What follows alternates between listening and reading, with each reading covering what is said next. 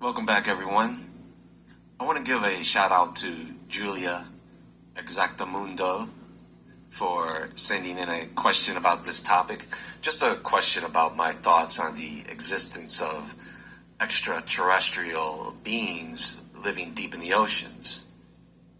Now, you could look at that question a couple of ways. We could either be talking about beings that are not native to Earth, but at some point in time decided to live in our oceans and underground, because being underground would most definitely be part of that, not just in the water.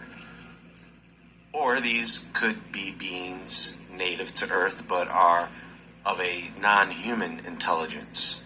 Or maybe they are just humans, maybe from a different time and place. But to keep it simple, what we're essentially talking about here are non-human intelligences, already here, living in the deepest, most inaccessible parts of the oceans. Off-world or non-terrestrial beings who either arrived here long before humans, evolved separately from surface life, used the oceans as a base or habitat, and exist in forms we could barely recognize as life. You see, the sky is not the best hiding spot. I mean, that's where people see these objects in the most, in the sky. But where do they go and where do they hide? Where does this intelligence live? You see, the abyss is the perfect hiding place for aliens. The deepest trenches are something like 36,000 feet. There's no sunlight. There's immense pressure.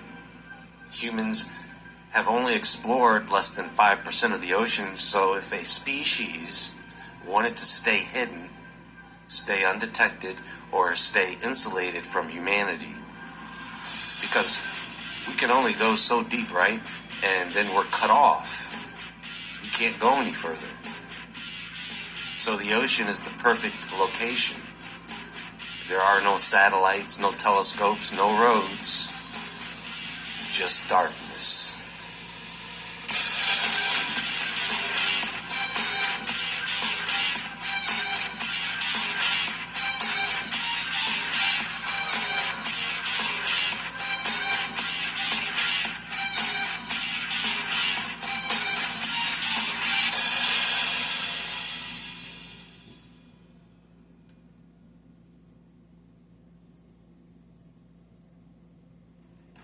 Let me ask you guys a question and be honest. What do you think about mermaids? Not the Disney kind, not the singing on a rock kind. Do you think it's weird that a man would be attracted to a woman who's also half fish?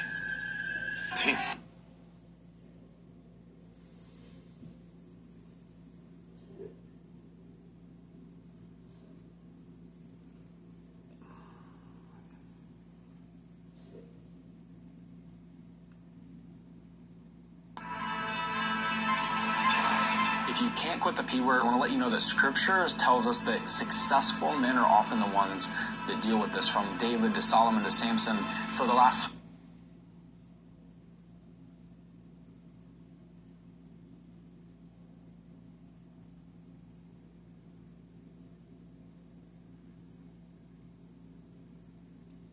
Let me ask you guys a question and be honest.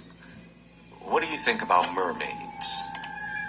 Not the Disney kind, not the singing on a rock kind. Do you think it's weird that a man would be attracted to a woman who's also half fish? Do you see what men are willing to accept? And he can't help it because that's her special power, to seduce him. He looks right past the fact that she's half a fish. Do you think he's sitting there thinking, you know what? Maybe it can work. What was that movie, Splash? Now, if that were the case, then you would probably see a lot more men fishing.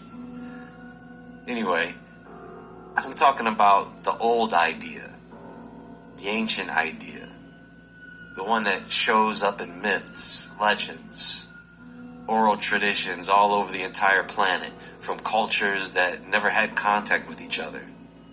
Because here's the thing, mermaids didn't begin as fairy tales. They began as encounters, right? Interesting how things like this happen to people first, then become stories later on. Fishermen, sailors, merchants, and explorers all describe the same thing. Humanoid beings living in the ocean, sometimes interacting with humans, sometimes observing from a distance, sometimes luring sailors, or they may even warn them of storms or dangers ahead. These aren't fish people with flowing hair. They're described as intelligent, aware, and capable of communication. This fits into something else. Humans have explored almost none of the deep sea. Technically, we've mapped more of Mars than we have our own oceans. If an intelligent aquatic species existed, adapted, living under pressures and temperatures we could never survive, is that really more unbelievable than aliens from distant galaxies traveling here? I mean, that's part of it, but not the whole story. What if I told you that there are beings down there? Not just a few. I'm talking about a population that could be in the millions. And every once in a while, they show themselves. Think about it this way. We have the United States military, right? And they have a great deal of power and presence over the land, sea, and air, and space. We have plenty of land bases all over the world. We have a heavy naval presence all over the world, submarines. We have fighter jets, satellites, telescopes, rockets. And right next to all of that is another nation. But this nation, you don't know it's there. They have underwater bases and huge submarine vehicles, but you don't see them. You don't hear about them. Well, maybe you hear about them, but they also have multi-purpose vehicles that can be used underwater, over land, and in the air. Sometimes people see those vehicles. They have satellites, but you don't know where they are. Now, every once in a while, they'll surface from the ocean. And every once in a while, they'll check on us. Now, they're always monitoring us, but this is more of an assessment. And it's a collaboration of our leaders to address where we are at in the course of our civilization. Because at some point in the future, we are going to know about them again. Think about this for a moment. In the book of Revelation, it mentions the first beast, right? Now, where does the first beast with 7 heads and 10 horns come from? The sea. Not only that, think about what the first beast does. It emerges from chaos and claims global authority. Now, am I saying that one day an army of fish people are going to try and reclaim control of the entire planet, the entire system? Most Americans play Powerball and Mega Millions the wrong way, but the winners all follow the same simple method. No, I'm just looking at the multiple different cultures from around the world who have stories that it happened already. Across ancient civilizations, there are consistent stories of beings who dwell in the deep waters, and they emerge only at rare moments. In Mesopotamia, there's the Apkallu, who lived in the Abzu, or the primeval deep. They are depicted as fishmen with human upper bodies and fish-like lower bodies or coverings, right? And they were described as watchers who taught early humans writing, agriculture, architecture, law, and this was all before returning to the ocean. Oannes of Babylon, described by Berosus as a non-human being who rose from the Persian Gulf during the day to instruct mankind and then retreated into the sea at night.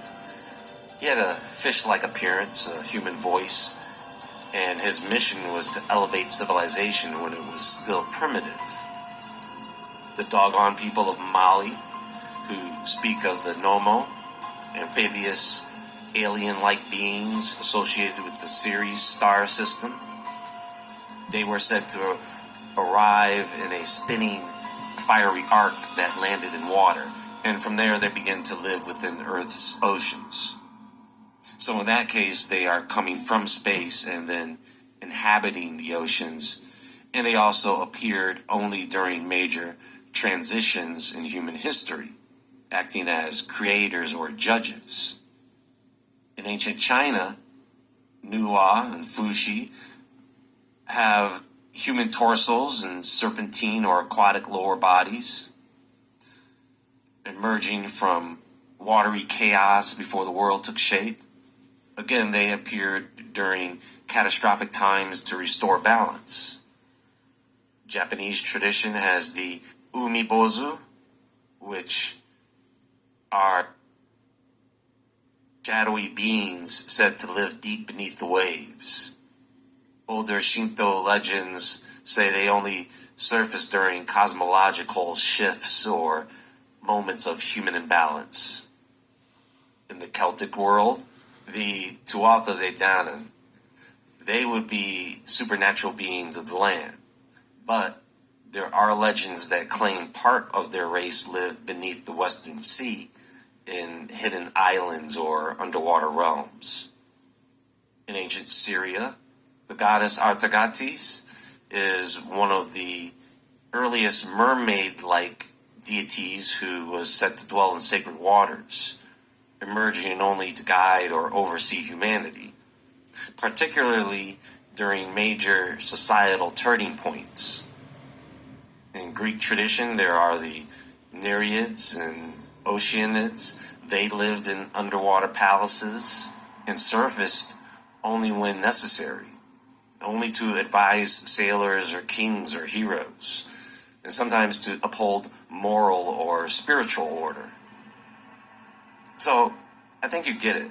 Apparently, these beings have surfaced from the abyss several times before.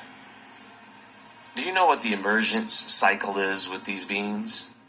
It's something between 800 to 1200 years. If you took the timing of these ancient stories about fish people emerging from the sea and do the math, it's something between every 800 to 1200 years they emerge. Which means, based on the last reported emergence, somewhere between 1200 BC and 1500 CE, the next emergence should come anywhere between 2025 and 2300. I mean, we are due for a lot of things happening, right? And it does feel like a time when this whole UFO, extraterrestrial, interdimensional alien beings thing is coming to a rest. Because I do believe that a time will come when we will all know the truth about what this all has truly been all along. Then everything connected to UFO conspiracy and alien beings will no longer be a mystery. That would be big. And many things would change. And let's not forget, these beings were said to show up whenever humanity or a civilization was about to collapse. They show up when a new age is starting, when humanity needs correction, when catastrophes are coming, when something is being reset. Anyway, folks, that's going to be all for now, and there is more to come. Please click the thumbs up button for me and like this video. Let me know what your thoughts are in the comments below, and until next time, friends, stay awake, stay aware, stay safe, and I'll talk to you all soon.